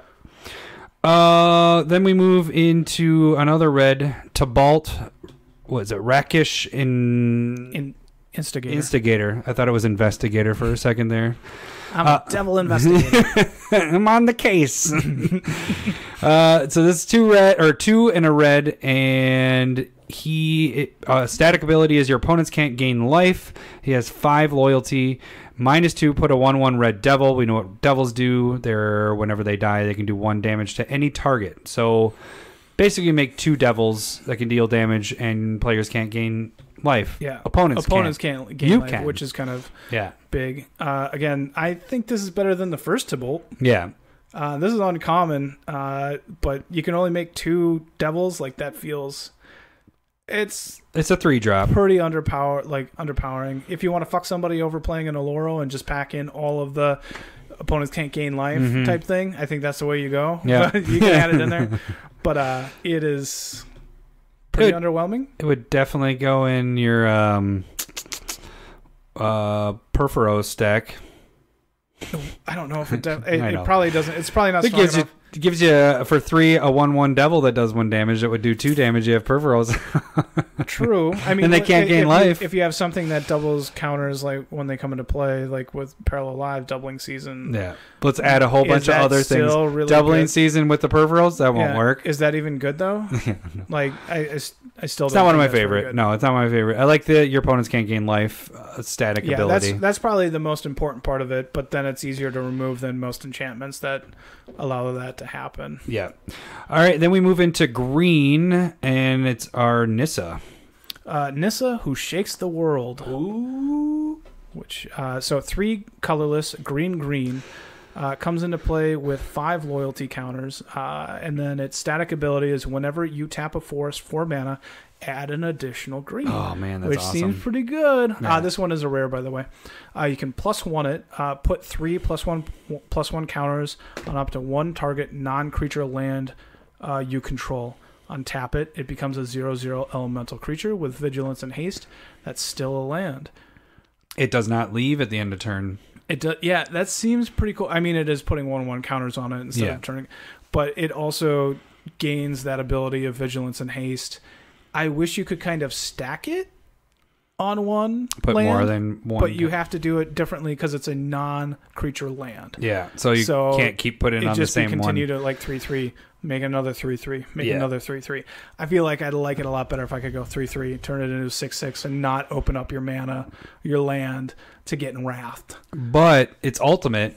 Its -8 is you get an emblem with lands you control have indestructible. Search your library for any number of forest cards, put them into play tapped, then shuffle your library. That's awesome. Yeah, I mean, that's quite awesome. You get to put all of those forests into play. That's worth the doubling season in there. And right. Play this ultimate in the -8. You just filtered out your whole deck. You got rid of all your forests out of there. You're going to be drawing most likely not land. And you potentially are turning them into creatures that are indestructible and no longer be killed. Yeah, then the next turn. Yeah, and then you're just vigilance and haste, being able to block all day at that point. And then you're doubling all your mana, all the forests that you just went and got. That seems pretty cool. Yeah, I like this Nissa. It's 5 to come out, which is it's understandable for what its static ability is. Yeah, absolutely. I think that alone is why I think the other important thing is forest. So if you have duels that are fetchable would work, but if you have like those tapped lands that create a forest, it doesn't. It count has to have forest in the basic or the land type. Then we also have Vivian is back, and Woo. I can't see it from there for some reason. So Vivian is Vivian Champion of the Wilds, and it's another 2 and a green. So a lot of these have been the 2 colors in one. Like it seemed like each color had that. Black, green, red. Tybalt had that. Anyways, I'm just making general observations as I'm talking. Static ability is you may cast creature spells as though they had flash. That is awesome. A 3-drop, that by itself is freaking sweet. It has 4 loyalty, by the way. +1 until your next turn. Until your next turn, up to 1 target creature gains vigilance and reach. -2, look at the top 3 cards of your library. Exile 1 face down. Put the rest on the bottom of your library in any order. For as long as it remains exiled, you may look at that card and you may cast it if it's a creature card. So just the static ability makes me like this card. The others they're okay. They're good, especially if you're in a creature deck. It'll be good in your Nick. You can't play this in Nick yet. Not in my version of it. Yeah. I mean, it'd be solid in there. In that deck, a version. But see, okay, look at this one. The -2 is look at the top, exile. You get to look at multiple of them. Exile a face down card, and then you get to do that as if it's a creature. You get to just kind of do it whenever you want, as long as it remains exiled. The red one is until end of turn, and you don't get your choice.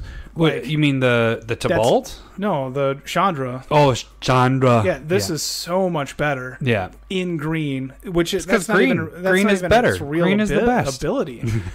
and if it's a creature, you get to play it at instant speed. Yeah. Like this is way better than the Chandra. Like heads and tails above it. And that's red's ability pretty much. Mm-hmm. So it's like, why did you kind of mix that up a little bit? That's my preference. I think this Vivian's really solid. Yeah, I definitely love that card.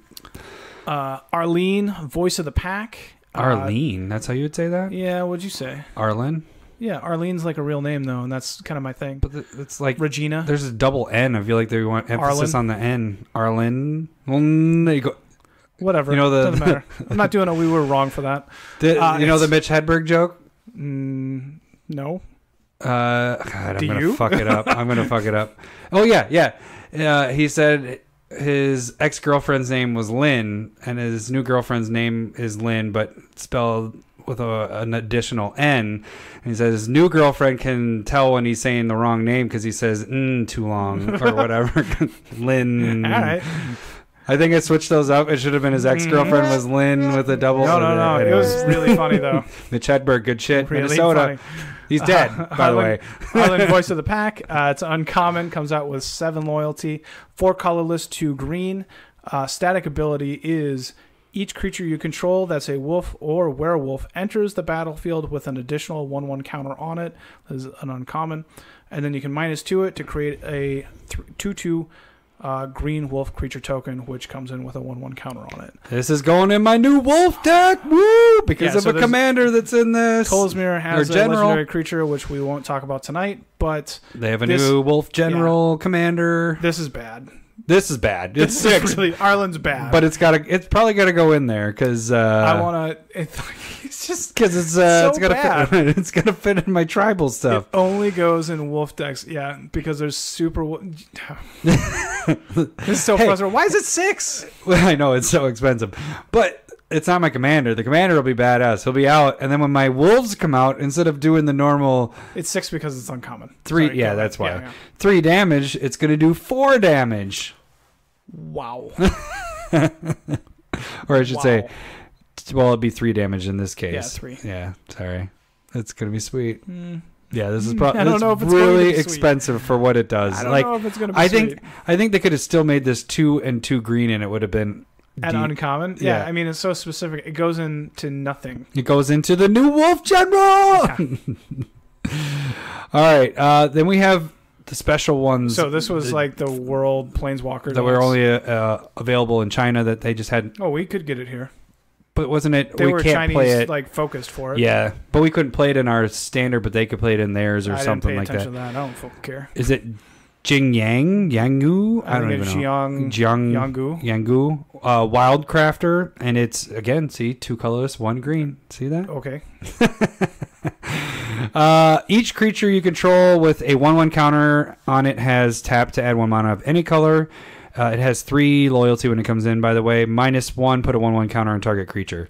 So this goes good with all those your green, blue decks that have 1/1 counters to deal with a lot of counters, because then you can use those as mana as well. Yeah, I like this one. Yeah. I feel like this is pretty decent. Yeah, this works on like +1/+1 counter decks with Atraxa, or you have Rishkar from Aether Revolt, which does the same effect, and so you kind of get double effect. Redundancy is really nice in there, and so it feels like a solid card. I like it. All right, then we move into our Planeswalkers that are multicolored. So and you get to do it. You get to do the best Planeswalker that has ever been made. This one's ridiculous. Freaking stupid good. So Nicobolas, Dragon God. He's becoming a god! Yeah, so it's stupid. You're a god. It's blue, 3 black, and a red. So blue, black, black, black, red.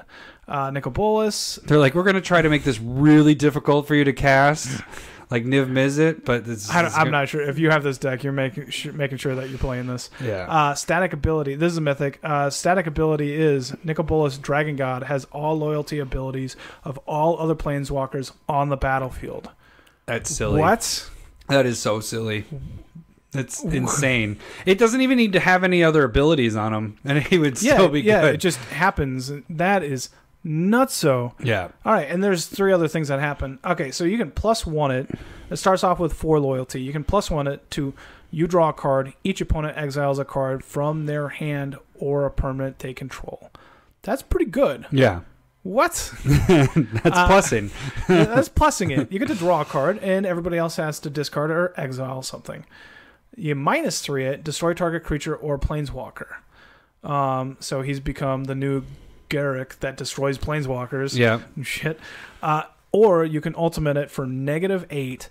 Each opponent who doesn't control a legendary creature or planeswalker loses the game. And the key word there is opponent. So if Nicobolas is your only planeswalker and you don't have a legendary creature out and you're not gonna kill him, you don't die. It's everybody else dies. Or the people that don't have it. So it's something that wins you the game, gives you a ton of flexibility if there's a ton of planeswalkers. There's a lot of planeswalkers coming out. This is nuts. This is so cool. It's crazy. It's so good. Yeah. All right, the next one is our box topper. It is Tezzeret, Master of the Bridge. What? Box topper? Yeah. It's going to be... This is a crazy good box topper. It is. 4 blue and black, comes in with 5 loyalty. It's static ability. Creatures and planewalker spells you cast have affinity for artifacts. Bonkers. Its +2 is Tezzeret Master. Well, Tezzeret deals X damage to each opponent, where X is the number of artifacts you control. You gain X life. That's an ultimate on Agent of Bolas. I know, and it's each opponent. Each opponent takes that. It's not just picking one. Yeah, Agent of Bolas is targeting. This is just a better ultimate right off the bat. And that's your +2. And then it's -3. Return target artifact card from your graveyard to your hand. -8, exile the top 10 cards of your library, put all artifact cards from among them onto the battlefield. Jesus. +2 and the -8 are ultimates both together. I almost like +2 better than the other. Yeah, I just +2 all day. Yeah, just gain life, do damage. Yeah. Gain life and do damage. This is get your box toppers because this card is awesome. Yeah, that'd be sweet to play Ugin for free or Karn Liberated for free. What? What are you doing? This is stupid. Oh, man. Darksteel Forge for free? Come on. What are they doing? Okay, so Domri, Monarch of Bolas. It is... looks like a rare. It's going to be colorless, a red and a green. Because it has the 2 abilities. Yeah, static ability is creatures you control get +1/+0. Meh. Yeah. +1, add green or red. Creatures you cast this turn can't be countered. I like that. I do like that. Just because adding green or red at 3 mana, that's a decent ramp spell right there. Being able to make it so they're not countered. And then -2, target creature you control fights target creature you don't control. So it's removal. I don't hate it. It's not my favorite. I think its static ability is one of the weaker ones of all the static abilities. Yeah, +1/+0 is not very good. Like if it gave it something else like Vigilance or Haste or something like that, I guess it would be Trample or Haste would I match definitely the like color. the Domri from Ravnica. Yeah, Legion's I do with the way better. Riot with it on that. Yeah, I definitely like that a lot. So this one's pretty meh for me. Yeah. Moving on to the next one, we have Ral is back. Ral's Storm Conduit. And he is 2, a blue, and a red. His static ability, whenever you cast or copy an instant or sorcery spell, Ral deals 1 damage to target opponent or planeswalker. +2 ability, it has 4 loyalty. +2 ability, scry 1. -2 ability, when you cast your next instant or sorcery spell this turn, copy it. You may choose new targets for that spell. I like the scry. They're both kind of weak. Like the static ability is dealing only 1 damage. Like it's probably okay in that style. Like you can add this into Niv Mizzet Perun and be just fine. Like you're doubling that damage effect. Scrying 1 is pretty weak. I think the interesting part is it says cast or copy, so it's allowing storm stuff to kind of happen because because a lot of times that doesn't happen when you're copying. It's only when you cast. So this is allowing for you to really combo out and kill somebody. So because you don't really see that very often. I don't think I can even think of a card that does that where it's. Yeah, I can't think of something like that either. So that part's interesting. The card itself, I'm just more. What's going on? Yeah. The scry 1's pretty weak, and then doubling it or double cast on it, your next instant or sorcery seems pretty solid. So like when you do that, you cast copy, you're able to deal 2 damage off of that along with whatever your spell's doing. That seems pretty cool. Spell slingers. All right, the next one. This is you, right? Yep, you're on. Sorin, Vengeful Bloodlord. It is 2 colorless, a white and a black. It starts off with 4 loyalty. Static ability is as long as it's your turn, creatures and planeswalkers you control have lifelink. That seems really powerful and cool. I like that. The +2 on Sorin, Vengeful Bloodlord, deals 1 damage to target player or planeswalker. You gain 1 life off of it. Yeah. And then you can -X, return target creature with converted mana cost X from your graveyard to the battlefield. That creature is a vampire in addition to its other types. I'll go on my Edgar deck. I can... Really? Maybe? Possibly. That's the +2. I mean, they're already vampires, so that doesn't really matter, but it is returning... Yeah, it's... Your vampires get... It's okay. Lifelink. That's pretty sweet. And story-wise, it'd be nice to see how they get Sorin. Sorin was put into a rock by Nahiri. What a douche. Yeah, so the question is like, how did it get here? There's like a vendetta between the two from the last Zendikar block. So, yay. But we'll see. Yeah. That plus seems pretty weak, and it seems like nice recursion in its static ability is awesome. Yeah. Everything else is yeah. My favorite card, I think, out of this whole fucking set, besides Nicol Bolas, is pretty sweet, is the new Teferi Time Raveler, and this is 1 white and a blue, comes in with 4 loyalty. Its static ability, each opponent can cast spells only anytime they could cast a sorcery. Fuck you, counterspell. Too bad this goes in a counterspell deck. Yeah, I know. On Arena, I'm going to play 4 of these all the fucking time. I won't even be playing white and blue. This is somehow going to be in there. I will love it when people counterspell it. Yeah. Like, well, it is a 3-drop, though. That's what I really like, is you can get this out pretty early. It's +1. It's freaking sick. Until your next turn, you may cast sorcery spells as though they had flash. There's so many good sorcery spells that if they were on other people's turns, they'd be so much better. Yep. And now being able... That's its +1, so every turn you're doing that. This is quite good. Its -3 is return up to 1 target artifact, creature, or enchantment to its owner's hand. Draw a card. That's good in itself. Also quite good. Yeah, it almost kills itself, but you're getting rid of the biggest threat. Yeah. Artifact creature. And it just... This card is a lot better than a lot of the rare Planeswalkers. Yeah, I think this is one of the top ones for the rares. This was going to be a mythic, and they're like, cut out that third ability. They're just like, well, we'll just drop it off. Yeah. But this card is really, really good. Yeah, this is my favorite because I don't like counter spells. Well, why don't you like the Domri then? It makes it so you can't have creature spells countered. Huh? Go to the next card. Ajani, the Great-Hearted. This one's a rare. 2 colorless, a green and a white. Starts off with 5 loyalty. Creatures you control have vigilance. Okay. +1. I like your little shout out to yourself. Okay. The +1 is you gain 3 life. You're wasting your time. Yeah. Not sure if that's good enough either. And then you -2, put a 1/1 counter on each creature you control and a loyalty counter on each other planeswalker you control. That one seems pretty solid. But it's a -2 ability, which kind of sucks. Because your other Ajani is plussing, isn't it? And it gives no, it is a minus. No, those are all minuses. minuses. Yeah. So the way that I see it is you cast it, you put counters on everything you control.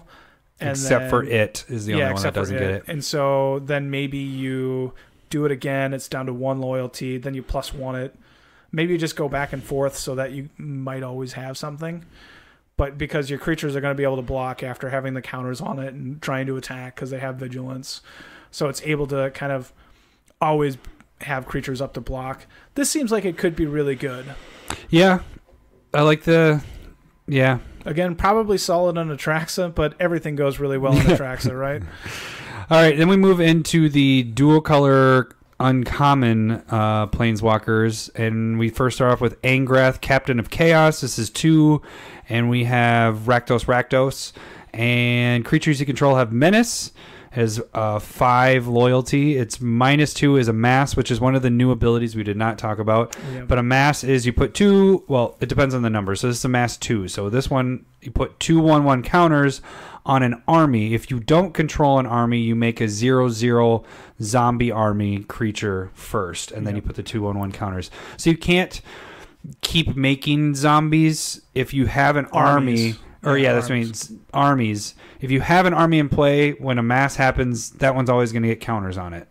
So you can't have multiple armies necessarily. Yeah. So it doesn't go wide; it goes tall, and then it'll make you something if you don't have it. Yeah. This one seems okay. It's giving okay. your creature's menace for 4 isn't awful, and then giving yourself an army, a 2/2. A 2/2 isn't bad, but so you -2 it to give yourself a 2/2 that has menace, and then the next turn you -2 it to make it a 4/4 instead of a 2/2.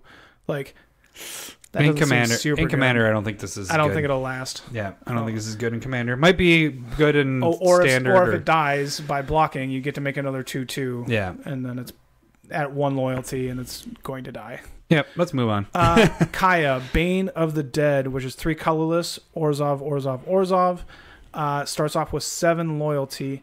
This is the part that I really get excited about this one. Your opponents and permanents your opponents control with hexproof can be the target of spells and abilities you control as though they didn't have hexproof. That's the static ability. This always makes me stand up and go, oh, what do I get to do? Hexproof doesn't, Hexproof gets rid of asceticism. Shroud. Shroud's still around, but you can't affect shrouded things. So Lightning Greaves still works, but Swiftfoot Boots get this is pretty nice. And then it's -3 is exile target creature. Yeah. So you pay 6. It is a little bit high casting. Yeah. But would you pay 6 to exile a target creature that has hexproof? Mm-hmm. I'd think about it. Commander, that's all you're doing is blocking. If you know you can do it again, it'd be way worth it. Yeah. To pay 6, exile a creature. Next turn, exile a creature. It's down to 1 loyalty, and you just got rid of 2 hexproofed creatures. That's pretty solid. Yep, I think it's pretty good. Next one is a card I'm very excited about, and in fact, it spawned a spec for me to go after, and for my spec this week. But anyways, Vraska Swarm's Eminence, 2 Golgari, and it comes in with 5 loyalty. Whenever a creature you control with Death Touch deals damage to a player or planeswalker, put a 1/1 counter on that creature. Its -2 is create a 1/1 black assassin creature token with Death Touch, and whenever this creature deals damage to a Planeswalker, destroy that Planeswalker. The cool thing with this is if you have Walking Ballista and you have Basilisk Collar on it, you pull one of the counters off, hit somebody in the face, you get a counter, you keep getting counters until they're dead. So there's a combo there of going crazy. Yeah. So which one? Walking Ballista and Basilisk Collar? Basilisk Collar. Yeah, that's my spec for later. All right, so that one's pretty sweet. Then we move. Yeah, that is pretty cool. And that goes into like Glissa the Trader perfectly because that's first strike Death Touch. And so Kiora, Behemoth, Beckoner, 2 colorless, and a Simic. Starts off with 7 loyalty, and then static ability is whenever a creature with power 4 or greater enters the battlefield under your control, draw a card. That's pretty good. Pretty cool. 4 might be a little, like 3 seems to be more like there's some enchantments they're like between 3 and 4, and 3 is definitely just better. And then its -1 is untap target permanent. That seems pretty cool when you start off with 7 loyalty. 7, yeah, for a 3-drop. Yeah, and if you're supposed to be playing more 4-drops and you're able to untap them if you want to attack, you have some blockers laying back. This card seems like it could see a little bit of play. I don't know. I definitely wouldn't play this in like Commander or anything because you need that 4 power. Yeah. So I'm not sure where I would necessarily put it. Maybe an Animar deck. Mm-hmm. So... All right, next one is Nahiri. We have Nahiri Storm of Stone, and it's 2 Boros, and its static ability, it comes in with 6 loyalty. As long as it's your turn, creatures you control have first strike, and equipped abilities you activate cost 1 less to activate. That is going in my partner commander deck that I use equipment. This can go in any equipment deck. -X, Nahiri deals X damage to target tapped creature. So that's pretty sweet. It's removal in itself. It could stop people from attacking because they're not going to tap their stuff down, or it has the ability to kill something. Mm-hmm. It does nothing against the Ajani because they all have vigilance. Yeah. So fuck you, because it only gives first strike on your turn, and equip cost. The equip cost -1 is pretty solid. Yeah, so I think this is put this in a cool card. I think it's definitely a look for equipment decks. And then our last one, Samut, Tyrant Smasher, 2 colorless, Gruul, starts with 5 loyalty. Static ability is creatures you control have haste. Solid. -1 is target creature gets +2/+1. And gains haste until end of turn, scry 1. See, this would have been one I yelled at again, too. Being but like, now because if they're going, all right, I'm going to give it haste. All right, well, I kill it. Then it still has the haste is what it's trying to say there. So if Samut were to die after using its ability one last time, it still gets haste. Yeah. Or it just always has double haste. Which is insane because it gets there really fast. Yeah. Even if you have a blocker, it's like your blocker's going to block and it's like, whoa, where the fuck did he go? You didn't know I was there. That's pretty good. I like anything that gives all your creatures haste is pretty sweet, and then it adds that easy adding mana cost. 2+1 haste and a scry. Like they're just like, all right, what else can we throw on here? Let's throw scry, and how about green red scrying is solid. Yeah, I like that. I like this better than the rare Domri that's up there. Yeah, like that one just seems bad. This seems solid for uncommon, and just does kind of what you want. Mm-hmm. So overall, what do you think? So far, we have like 4 or 5 Planeswalkers we haven't seen. So we haven't seen Ugin. I think there's another Chinese one that we haven't seen. I don't even remember. I think there's like 4 or 5 that we still have yet to see. Okay, here I'm going to skip over that question and ignore what you're saying. What do you think about the static abilities on the Planeswalkers? I love it. I love the static abilities of it. I wish Planeswalkers had that all the time. Like that's pretty sweet. Sure. I like having that. It adds, moved it towards like an enchantment level style along with having those abilities. I like a lot how they took away the loyalty abilities to downgrade the rarities. And so I think that was really well done for uncommon, rare, and mythic. So when they do a common, it just doesn't have ability. Yeah, a common one. It's just an enchantment, but it's a planeswalker. No loyalty ability. Comes in with 5 loyalty that you can't use. That's probably a bad card. I think they should have done it, or maybe they will do it. No, they're not. They will not do that. I'm a little afraid that the mythic planeswalkers in this that have the static ability and 3 more, that might be too powerful. Yeah, they're pretty ridiculous. They seem really good. Especially Nicol Bolas. Yeah, it's insane. Has just think if you have there's the Dovin ban the new Dovin from Ravnica Allegiance, so you can +1 it, and then for each creature that deals damage to a player, you get to put a 1/1 counter on it. Yeah. So if you do that and then get it over 8, then the next turn you just win the game. Yeah, it's I guess they have Dovin, but you're fucking it up anyway. That just seems, or like Huatli, which gives you +1 it, and then you put a 1/1 for how many creatures on you it have. For how many creatures? Yeah. Like if somebody's playing that stuff and they have God Pharaoh or Nicol Bolas, you're just like, what the fuck, man? It makes you not want to play good planeswalkers. Yeah, it's crazy. It seems really cool. So you like the static stuff then? I do really like the static stuff. I think it ups the power level, and I'm always for upper power level. So do you want to hear my quick thing? I kind of mentioned to you what I think about what's happening with the Planeswalkers. So I think two things that I think is happening with this set. We either are having all the Planeswalkers die, which is why we're seeing a lower and lower ability of, rare and uncommon. And what might happen is potentially we lose these Planeswalkers for a few sets, and as you can see, Nicol Bolas is becoming a god from his name. Mm-hmm. Or we do have them succeed, which is probably what's going to happen, and that this becomes more of a normal thing, that we have rares and uncommon Planeswalkers. I'm hoping that's what's going to happen. There may be still in the middle where they just keep going back to the same thing, but I think this is a good add. I think adding Planeswalkers, instead of only having rarities. 3 or 4 Planeswalkers a set, you're having 8 to 10 Planeswalkers a set, and you can put them in rare and uncommon stuff. Then it becomes more like enchantments, Sure. You don't get 36 enchantments a set, but you get like 10 to 15 new enchantments a set or whatever. And so I hope that this is the route that they keep going, because I really do like this a lot. Here would be my thought off of what you're saying. So Planeswalkers are supposed to be unique, mm-hmm. and if you're putting, I think I'd like more than 3 or 4 that they normally put in. I'd like more than that, but I don't know if 10 is too much. Like, I don't think you want to take. The reason why this is cool is because it hasn't been done. Yeah. You're having a lot of Planeswalkers in there. So if you saw this each set, you would get sick of it, you think? You would become less enamored with it. And so I think if you make this an event type thing when everybody has to get together and take down the big baddie, that's cool.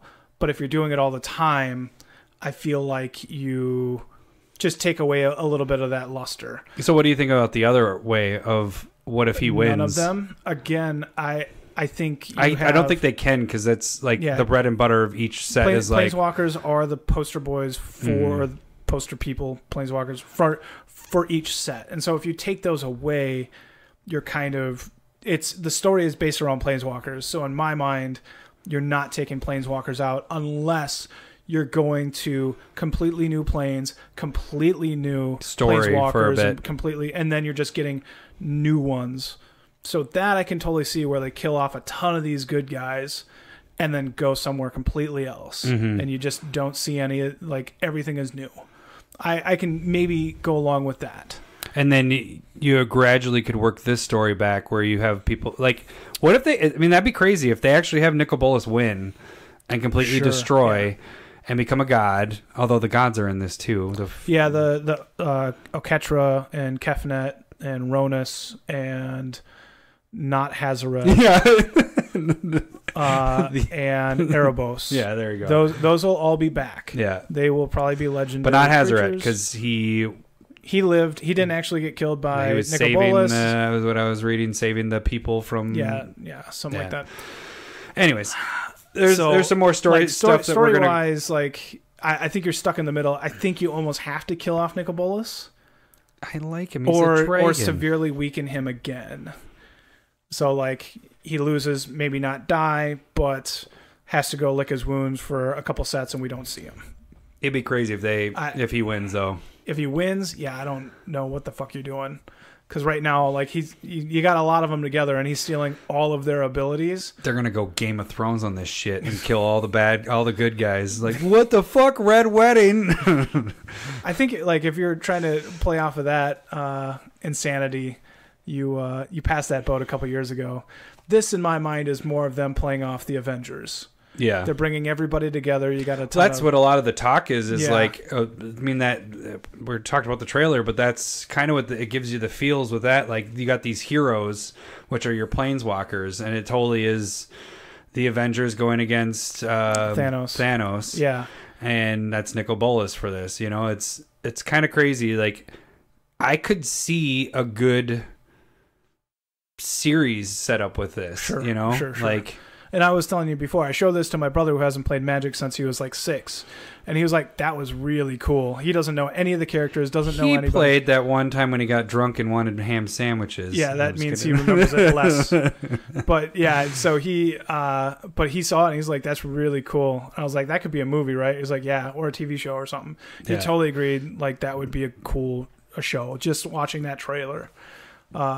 So this is... Do we need to move on? Yeah, we definitely do. I was about to look at the time. We're probably we're almost at 2 hours. This is my. I hope you're drinking. Yeah. The funny thing is when we cut out lore time, which we're gonna probably add in. Thank later. God we cut lore time. I was like, oh man, are we gonna have enough time? Like, what if we get done with our talking about gameplay in like 10 minutes? No, that took 50 minutes for us to talk about that. All right. Yeah. So we'll have more to talk about the spoilers. Of course, more was spoiled, but. When more comes out, we're going to kind of narrow down, especially the generals that we want to talk about and cards that are affecting Commander. Yeah. We don't want to reveal everything because some stuff sucks, but we want to talk about the Planeswalkers because the static unique. Abilities are a Commander thing to be able to use. You know, it's something... Yeah, right now, like 20% of them aren't good enough for Commander, but a lot of them are at least interesting. Yeah. So, all right. So let's move into Smith Specs of the Week. Smith Specs of the Week, guys! The first card, I guess I'll start it off with one card I had already kind of mentioned. It's Basilisk Collar, and actually I should get my notes out instead of just looking at the card. So Basilisk Collar, the reason why I kind of went off with this one is because of that combo piece with Vraska. And Walking Ballista. Walking Ballista. It's pretty ridiculous. But Lowry actually had picked this, I think it was around last year, maybe a year ago or so. Yeah, like around last spring, last summer. It's a really good card. Like, in general, this is a good card. The non-foils, I always do the regular. The non-foils are at like $5 right now. Mm-hmm. But the foils are sitting $7. Actually, no, I was picking mine up for $6. So if you get Modern Masters 2017, you can get them for $6. The inventory is low on those, so that this one's actually a more like you need to pick these up sooner rather than later if you want the foils. Mm-hmm. I believe what is the World Awake ones? World Awake ones are 11, so it's not that much more expensive. But if this catches on, or Walking Ballista is just a really good card, and putting Basilisk Collar on it makes it even better. Right. So. And Basilisk Collar is a fantastic equipment for Commander. An 8,500 EDH decks. Yeah, so totally it's used in a ton of decks. So I definitely think you should. I'm going to be short on our specs just because we're really long on time, but definitely pick these up. I picked up a few of these. I had regular or non-foil ones of these. I know I keep going regular ones, but. Definitely get the foils. It's only $2 or $1.50 more, and you can get a foil. The percentages are off on it. Yeah, so that's definitely something that's going to go pretty soon. Larry, why don't you go to your first one? My first one is going to be a white screen. It's going to be Thalia, Heretic Cathar. So but specifically the Buy a Box promo. I really like this pick. The art is different from the original the set, and so basically I'm just looking at this.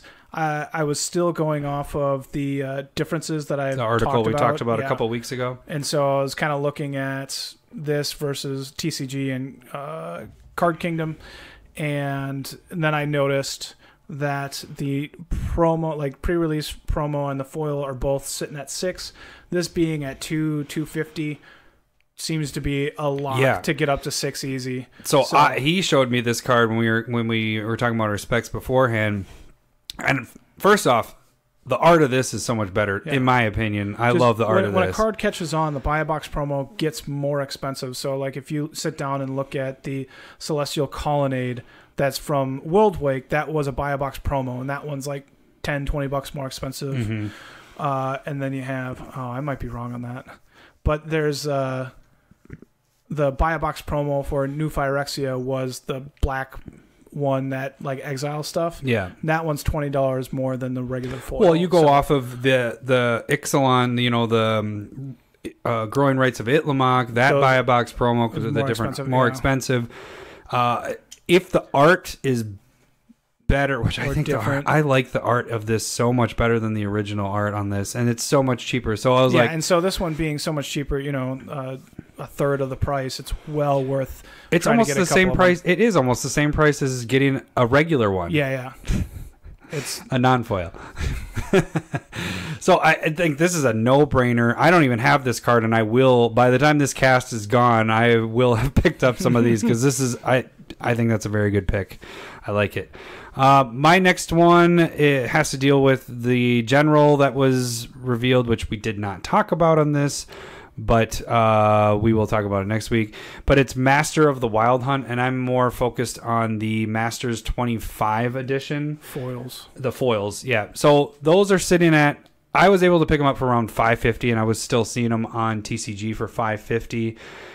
If that Wolf General kind of catches on, this card could really spike. But this is a good card in general, like as a card for Commander. You're creating Wolf tokens, and then you can tap all your Wolf tokens to do damage to a creature. Kind of fights. Yeah, and then they can deal the damage, whatever they choose with that. But the main thing is, the Masters 25 is at $550. If you go to the M10s, they're at $12 to $15 right now. Mm-hmm. So there's a big difference between the the Masters 25 and the M10 ones. So with the Wolf Commander, Wolf General, and the difference between the prices of Masters 25 and M10, I think this is an easy pickup. So I picked up probably a playset or two of these guys. Yeah, I can see that. Yeah, so definitely pick that one up. Larry, your next one? It's going to end up being Darksteel Forge from M14. And I'm talking about the foils. On Card Kingdom specifically, their foil and non-foil were both 25 last I checked. And so that tells me go for the foil. And along with Tezzeret, Master of the Bridge, that's the buy a box promo. It gets affinity for artifacts, and it's just going to come down way cheaper once, you could be potentially playing it the turn that Tezzeret comes into play, and then it makes all of your artifacts indestructible. This seems like a lock in all of those style of decks. Yeah, for sure. Sorry, you keep talking with it because I'm changing my pick. So Darksteel Forge is also it goes in just about every artifact deck. It goes in Brea as your commander. It can go in Padim. It goes into like I said, all of the artifact decks. It almost should be a consideration, or just should go in for sure. Because it's the Avacyn Angel of Hope for artifact decks. Or Sliver Hive Lord makes everything indestructible, super hard to deal with, and I highly suggest. And your non-foils are about $20, so it's you're paying $8 more for a foil. Go check out Card Kingdom. They had it at 25. Haven't checked in a couple days, but it is something that I would definitely pick up at $25 to $30 because I see it going way higher. Oh man, it makes me want to just sell my non-foil one and just pick up a foil for the same price. That's kind of crazy. All right, I kind of changed my pick as Larry was talking there because I decided I want to talk about the other one next week when we discuss that general and everything. Mm-hmm. But this still has to deal with the Wolf General. But this more so, it's kind of going off of what Lowry had with your Thalia. So this is a pre-release card with different art, and it's Mayor of Averbrook. Is that how you say it? Brook? Averbrook. Yeah, I would, okay. Yeah. Brook. What's up, Brock? That was stupid. That's why I laughed. Sup, bruh? Sup, Brock? Sup, bruh?